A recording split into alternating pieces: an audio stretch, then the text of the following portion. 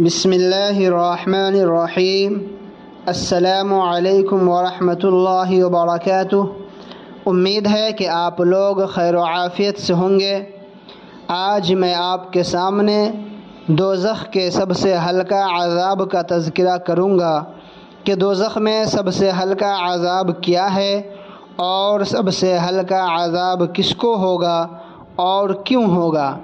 آپ صلی اللہ علیہ وسلم کی حدیث مبارکہ ہے، ابن عباس رضی اللہ تعالی عنہما سے مروی ہے۔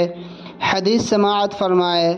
عن ابن عباس رضی اللہ عنہما قال قال رسول اللہ صلی اللہ علیہ وسلم اہون اہل النار عذابا ابو طالب وهو متناعل بنعلین یغلی منہما دماغه۔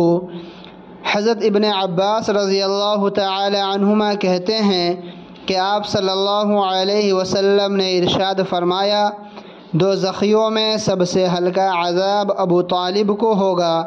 وہ آگ کی جوتیاں پہنے ہوں گے جن سے ان کا دماغ کھولتا ہوگا۔ ابو طالب یہ آپ صلی اللہ علیہ وسلم کے چچا تھے جن کی شفقت و سرپرستی نے آپ صلی اللہ علیہ وسلم کی بہت مدد کی۔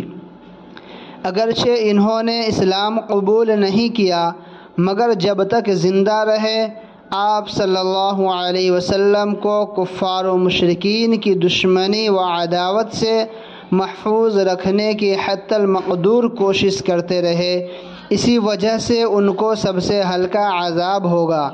تو دوزخ کا سب سے ہلکا عذاب آگ کی جوتیاں پہننا ہے اور دوزخ میں سب سے ہلکا عذاب ابو طالب کو ہوگا جو آپ صلی اللہ علیہ وسلم کے چچا تھے اور آپ صلی اللہ علیہ وسلم کی مدد کرنے کی وجہ سے یہ ہلکا عذاب ان کو ہوگا۔